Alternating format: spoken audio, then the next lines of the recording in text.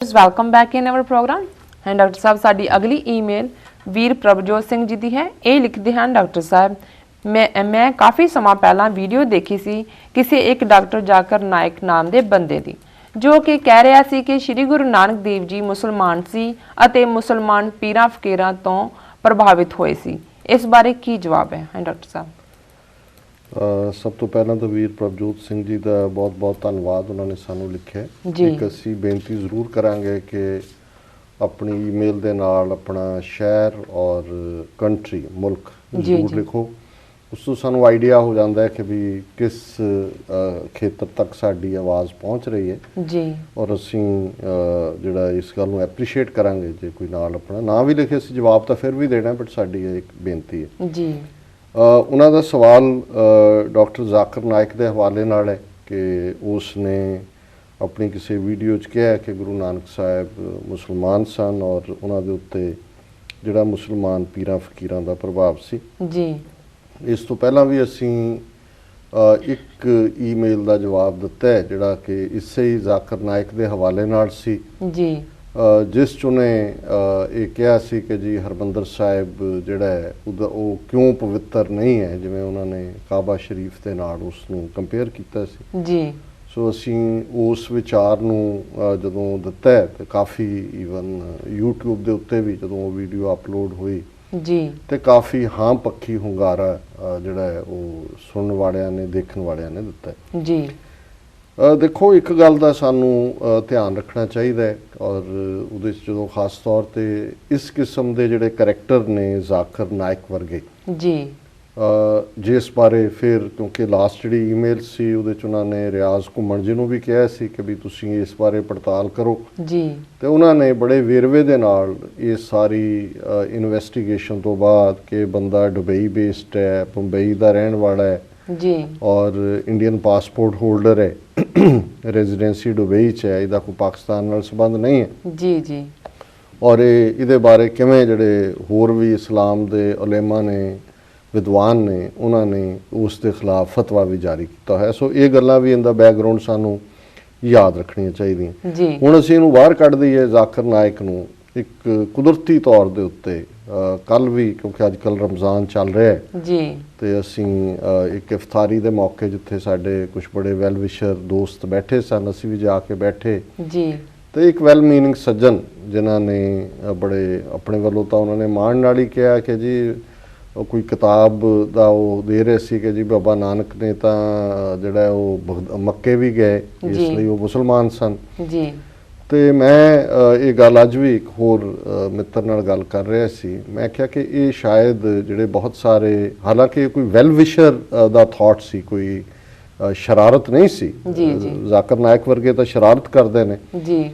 ਸੋ ਮੈਂ ਉਹਨਾਂ ਨੂੰ ਇਹ ਕਿਹਾ, ਮੈਂ ਕਿਹਾ ਜੀ ਤੁਹਾਡੇ 'ਚੋਂ ਸ਼ਾਇਦ ਬਹੁਤ ਸਾਰਿਆਂ ਨੂੰ ਆਪਣੇ ਹੀ ਧਰਮ ਦੀ ਹਿਸਟਰੀ ਬਾਰੇ ਬਹੁਤਾ ਗਿਆਨ ਨਹੀਂ ਹੈ। ਮੈਂ ਕਿਹਾ ਕਿ ਮੈਂ ਜੇ ਸਿੱਖ ਹੈ, ਭਾਵੇਂ ਮੈਂ ਥੋੜ੍ਹਾ ਬਹੁਤ ਇਸਲਾਮ ਬਾਰੇ, ਹਿੰਦੂ ਧਰਮ ਬਾਰੇ, ਦੂਸਰੇ ਬਾਰੇ ਜਾਣਦਾ, ਪਰ ਮੈਂ ਕਦੇ ਆਪਣੇ ਆਪ ਨੂੰ ਉਹਨਾਂ ਧਰਮਾਂ ਦਾ ਐਕਸਪਰਟ ਨਹੀਂ ਗਿਣਦਾ। ਐਕਸਪਰਟ ਮੈਂ ਆਪਣੇ ਧਰਮ ਦਾ ਵੀ ਨਹੀਂ ਹੈ, ਉਹਦੇ 'ਚ ਵੀ ਮੈਂ ਇੱਕ ਖੌਫ ਜਾਂ ਡਰ ਨਾਲ ਹੀ ਕਹਿੰਦਾ ਵੀ ਮੇਰਾ ਇਹ ਵਿਚਾਰ ਹੈ। ਤੇ ਤੁਹਾਡੀ ਬਹੁਤ ਸਾਰਿਆਂ ਦੀ ਪ੍ਰੋਬਲਮ ਇਹ ਹੁੰਦੀ ਹੈ ਵੀ ਤੁਸੀਂ ਇੱਧਰੋਂ ਉੱਧਰੋਂ ਪੜ੍ਹਿਆ ਸੁਣਿਆ ਉਹਨੂੰ ਐਕਸਪਰਟ ਕਰਕੇ ਦੂਸਰਿਆਂ ਦੇ ਉੱਤੇ ਕਮੈਂਟ ਕਰ ਦਿਓ ਜੀ। ਵੀ ਪਹਿਲੀ ਗੱਲ ਤਾਂ ਈਵਨ ਇਸ ਗੱਲ ਦੀ ਵੀ ਤੁਸੀਂ ਜ਼ਰਾ ਚੰਗੀ ਤਰ੍ਹਾਂ ਪੜਤਾਲ ਕਰ ਲਓ ਕਿ ਮੱਕੇ ਗੈਰ ਮੁਸਲਮਾਨਾਂ ਦੇ ਜਾਣ ਤੇ ਪਾਬੰਦੀ ਕਦੋਂ ਤੋਂ ਲੱਗੀ? ਕੀ ਇਹ 1400 ਸਾਲ ਤੋਂ ਸੀ? ਔਰ ਜਦੋਂ ਤੁਸੀਂ ਇਸ ਨੂੰ ਇਨਵੈਸਟ ਕਰੋਗੇ ਖੋਜ, ਤਾਂ ਫਿਰ ਤੁਹਾਨੂੰ ਪਤਾ ਲੱਗੇਗਾ ਕਿ ਕਰੂਸੇਡਰਸ ਜਦੋਂ ਯੂਰਪ ਦੇ ਵਿੱਚੋਂ ਉੱਥੇ ਜਾਣੇ ਸ਼ੁਰੂ ਹੋਏ, ਉਹਨਾਂ ਨੇ ਉੱਥੇ ਜਾ ਕੇ ਬੜੇ ਜ਼ੁਲਮ ਕੀਤੇ ਮੁਸਲਮਾਨਾਂ ਤੇ ਵੀ, ਯਹੂਦੀਆਂ ਤੇ ਵੀ। 11ਵੀਂ 12ਵੀਂ 13ਵੀਂ ਸਦੀ ਫਿਰ ਉਹ ਸਲਾਹੁਦੀਨ ਨੇ ਕਿੰਗ ਰਿਚਰਡ ਦਾ ਮੁਕਾਬਲਾ ਕੀਤਾ ਜੀ। ਉਸ ਸਾਰੇ ਦੌਰ ਤੋਂ ਬਾਅਦ ਇੱਕ ਸੇਫਟੀ ਐਂਗਲ ਤੋਂ ਔਰ ਇਹ ਧਮਕੀ ਦਿੱਤੀ ਗਈ, 15ਵੀਂ 16ਵੀਂ ਸਦੀ ਦੇ ਵਿੱਚ ਅਸੀਂ ਦੇਖਦੇ ਹਾਂ ਕਿ ਅਸੀਂ ਹਜ਼ਰਤ ਸਾਹਿਬ ਦੀ ਕਬਰ ਨੂੰ ਜਿਹੜਾ ਉਸ ਦੀ ਬੇਹਰਮਤੀ ਕਰਾਂਗੇ ਇਹਨਾਂ ਯੂਰਪੀਅਨਸ ਵੱਲੋਂ, ਕਰੂਸੇਡਰਸ ਵੱਲੋਂ ਜੀ। ਉਦੋਂ ਇਤਿਹਾਤਨ ਇਹ ਜਿਹੜਾ ਪਾਰਟ ਹੈ ਇਹ ਉੱਥੇ ਇੰਪਲੀਮੈਂਟ ਹੋਇਆ, ਪਹਿਲੀ ਗੱਲ ਜੀ। ਦੂਸਰਾ, ਇੱਕ ਟ੍ਰੈਡੀਸ਼ਨ ਤੁਹਾਡੀ ਹੈ ਜਿਹਦੇ 'ਚ ਕਿ ਤੁਸੀਂ ਉਸ ਨੂੰ ਆਪਣੇ ਢੰਗ ਨਾਲ ਦੇਖਦੇ ਹੋ ਤੇ ਅਪਣਾਤੇ ਜੀ ਜਦੋਂ ਤੁਸੀਂ ਇਹ ਕਹਿੰਦੇ ਹੋ ਕਿ ਗੁਰੂ ਨਾਨਕ ਸਾਡੇ ਨੇ, ਸਾਡੇ ਵੀ ਪੀਰ ਨੇ, ਇਹ ਇੱਕ ਆਪਣਤ ਦੀ ਗੱਲ ਹੈ। ਜੀ ਜੀ ਔਰ ਇਸ ਦੀ ਉਦਾਹਰਣ ਕਰਤਾਰਪੁਰ ਸਾਹਿਬ ਹੈ, ਜਿੱਥੇ 18 ਸਾਲ ਗੁਰੂ ਨਾਨਕ ਸਾਹਿਬ ਨੇ ਆਪਣੀ ਜ਼ਿੰਦਗੀ ਦੇ ਗੁਜ਼ਾਰੇ ਜੀ ਔਰ ਉਹਨਾਂ ਦੇ ਅਖੀਰ ਵੇਲੇ ਜੋਤੀ ਜੋਤ ਸਮਾਉਣ ਤੋਂ ਬਾਅਦ ਜਿਹੜੇ ਫਾਲੋਅਰ ਸੀ, ਜਿਹੜੇ ਇਸਲਾਮ ਚੋਂ ਆਏ ਹੋਏ ਉਹਨਾਂ ਦੇ ਪਿਆਰੇ ਸੀ ਔਰ ਦੂਸਰੀ ਪਰੰਪਰਾ ਦੇ, ਇਹ ਹੋਇਆ ਕਿ ਸੰਸਕਾਰ ਕਰਨਾ ਹੈ ਕਿ ਉਹ ਦਫਨਾਉਣਾ ਚਾਹੁੰਦੇ ਸੀ। ਔਰ ਜਿਵੇਂ ਸਾਡੀ ਇਤਿਹਾਸਕ ਜਾਂ ਸਾਡੀ ਸੀਨਾ ਬਸੀਨਾ ਪਰੰਪਰਾ ਦੱਸਦੀ ਹੈ ਜੀ ਕਿ ਗੁਰੂ ਨਾਨਕ ਸਾਹਿਬ ਦੀ ਜਿਹੜੀ ਹੈ ਉਹਨਾਂ ਦਾ ਪਵਿੱਤਰ ਸਰੀਰ ਦੀ ਥਾਂ ਤੇ ਚਾਦਰ ਜਦੋਂ ਚੁੱਕੀ ਗਈ ਤਾਂ ਫੁੱਲ ਸਨ ਔਰ ਉਹਨਾਂ ਨੂੰ ਕੁਝ ਜਿਹੜਾ ਹੈ ਉਹਨਾਂ ਨੂੰ ਦਫਨਾਇਆ ਗਿਆ ਔਰ ਕੁਝ ਜਿਹੜੇ ਨੇ ਉਹਨਾਂ ਨੇ ਸਮਾਧੀ ਬਣਾਈ। ਔਰ ਅੱਜ ਵੀ ਕਰਤਾਰਪੁਰ ਸਾਹਿਬ ਉਹ ਸਮਾਧ ਔਰ ਉਹਨਾਂ ਦੀ ਕਬਰ ਜਿਹੜੀ ਬਾਹਰ ਹੈ, ਜੀ ਹਾਲਾਂਕਿ ਇਹ ਬਾਅਦ ਦੇ ਵਿੱਚ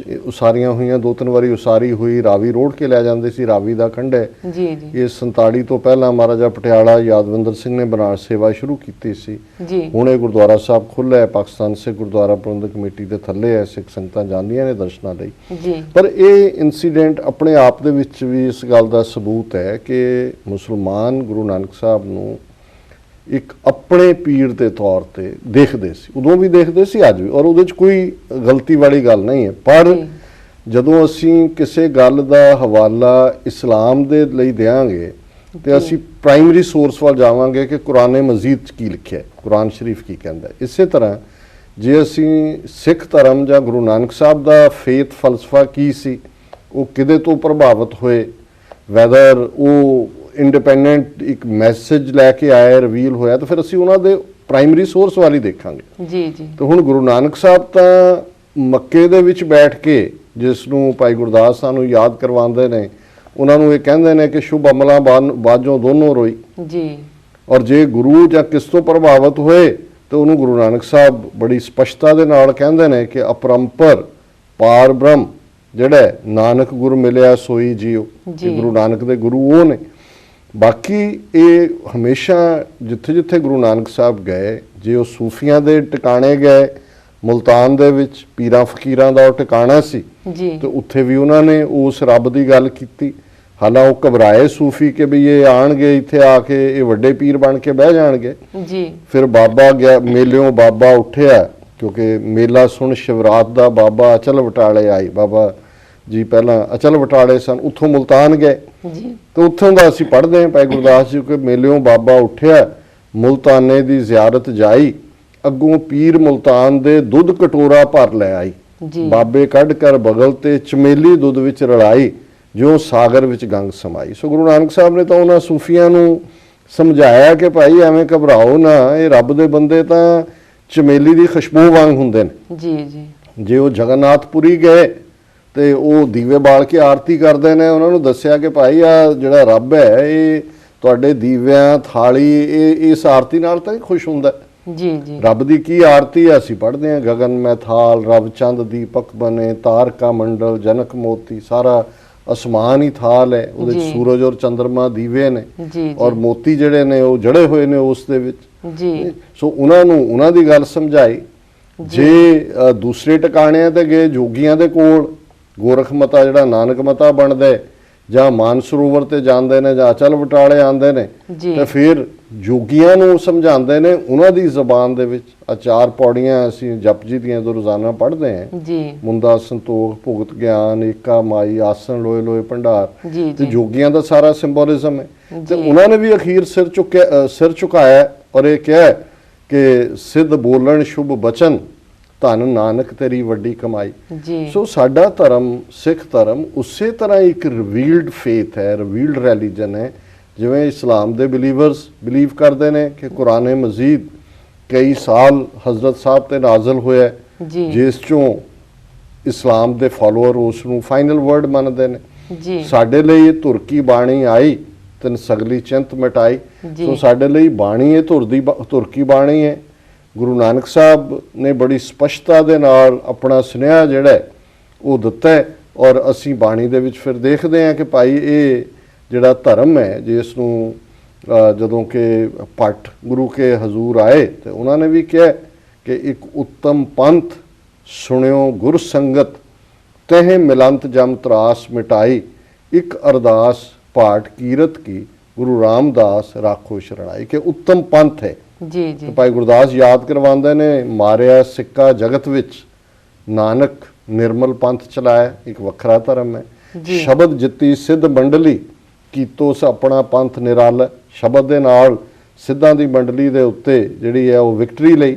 ਜੀ ਸੋ ਜਦੋਂ ਇਸ ਕਿਸਮ ਦੀ ਗੱਲ ਕਰੀਏ, ਇਹ ਸਾਡੇ, ਇਹ ਤਾਂ ਚਲੋ ਸ਼ਰਾਰਤੀ ਆਦਮੀ ਹੈ ਜੀ ਜ਼ਾਕਿਰ ਨਾਇਕ। ਮੈਂ ਵੈਸੇ ਵੀ ਗੱਲ ਕਰਦਾ ਕਿ ਜਿਹੜੇ ਸਾਡੇ ਵੈਲਵਿਸ਼ਰ ਨੇ ਜੀ ਮੁਸਲਮਾਨਾਂ ਦੇ ਵਿੱਚ, ਖਾਸ ਤੌਰ ਤੇ ਪਾਕਿਸਤਾਨੀ ਪੰਜਾਬੀਆਂ ਦੇ ਵਿੱਚ, ਉਹਨਾਂ ਨੂੰ ਵੀ ਇਹ ਗੱਲ ਸਮਝਣੀ ਚਾਹੀਦੀ ਹੈ ਕਿ ਇਹ ਗੱਲ ਜਦੋਂ ਭਾਵੇਂ ਉਹ ਜਿੰਨੇ ਮਰਜ਼ੀ ਪੋਲਾਈਟ ਮੈਨਰ ਦੇ ਨਾਲ ਕਹਿਣ, ਜੀ ਇਹ ਇਵੇਂ ਹੀ ਸਾਨੂੰ ਅਫੈਂਡ ਕਰਦੀ ਹੈ ਜਦੋਂ ਤੁਸੀਂ ਕਹੋ ਕਿ ਜੀ ਉਹ ਤਾਂ ਮੁਸਲਮਾਨ ਸਨ।